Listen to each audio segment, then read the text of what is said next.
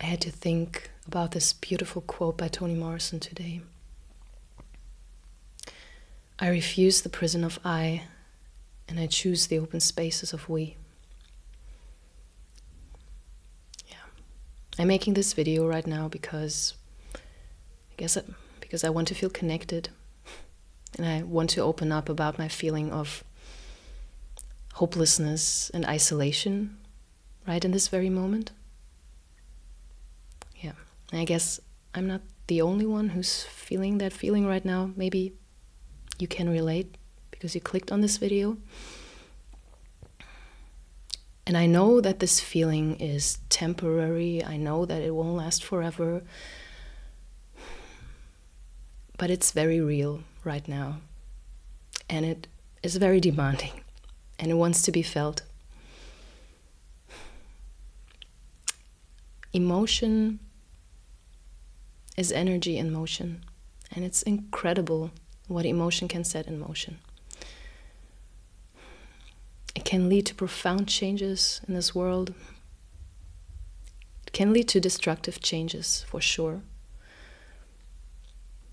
But it can also lead to healing, transformation, and understanding. If we allow it to be expressed authentically. And I really believe that so much pain, so much chronic pain and suffering in this world is caused by repressed emotions and repressed authenticity. You know, when we push emotions away instead of feeling them, we often tend to project them on others. You know, when our pain gets triggered by something that we just don't understand. And emotions, they want us to understand. And we need to understand that emotions are not obstacles that need to be overcome. You know, there are no flaws that need to be fixed, and they also are nothing that needs to be pushed away or to be, you know, projected on others. Emotions want to be felt. They want to be understood. You know, they are like gates, like doors we need to go through.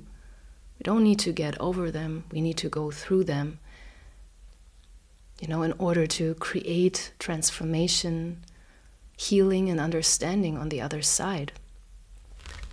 And that's also why I think despair and hope are so close together. Despair always holds potential for hope, you know.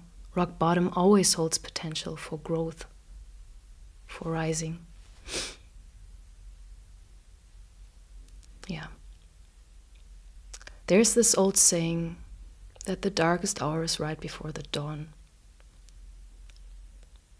Yeah. I don't know about you, but I've experienced moments in my life when I thought that everything was over, when I really hit rock bottom and I felt like everything around me collapsed and I felt no hope at all. And I'm sure we've all been there, as individuals, on a collective level.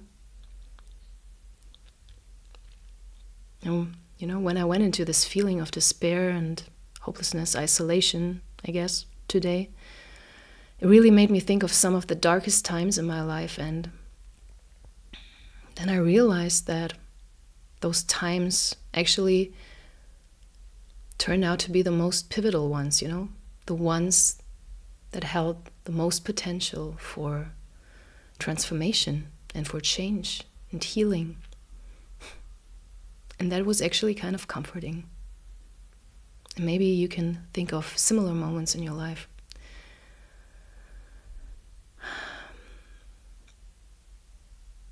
Hope is so important because it reminds us that we're not defined by our darkest moments. You know, it's this strength within us that makes us realize that we're capable of so much more. And, you know, it's also the belief that we can create change something can arise from rock bottom, or like out of the ashes of what we thought was lost. And also, when we choose hope, we choose the collective power of we. You know, in our darkest moments, the light that we seek is often found in shared experiences, community, connection, compassion. And when we step beyond the prison of isolation, and when we embrace the expansiveness of we, then we unlock a greater potential for ourselves and for the world. That's what I believe. And hope then is not just an individual force. And that's what's so comforting, because it becomes a collective one that is fueled by connection, by shared vision, by shared values, and also by the collective will to rise above. Because after all, the dawn is not just for one of us, it's for all of us. We're all connected. I see myself through you, and you see yourself through me, even though we're probably totally different. But, it's in each other's reflections that we find pieces of ourselves, familiar struggles, hopes, fears, dreams.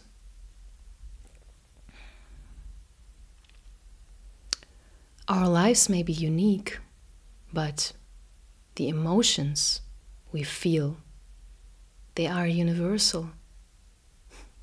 They are weaving us together in ways that we often can't see. But that's the reality.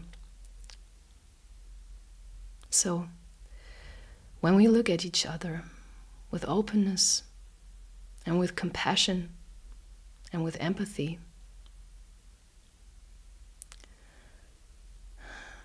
when we do that, we begin to understand that your growth fuels mine, and my healing supports yours. So please know, if you're feeling hopeless or isolated right in this very moment, you are not alone. We're in this together, and we will get through this together.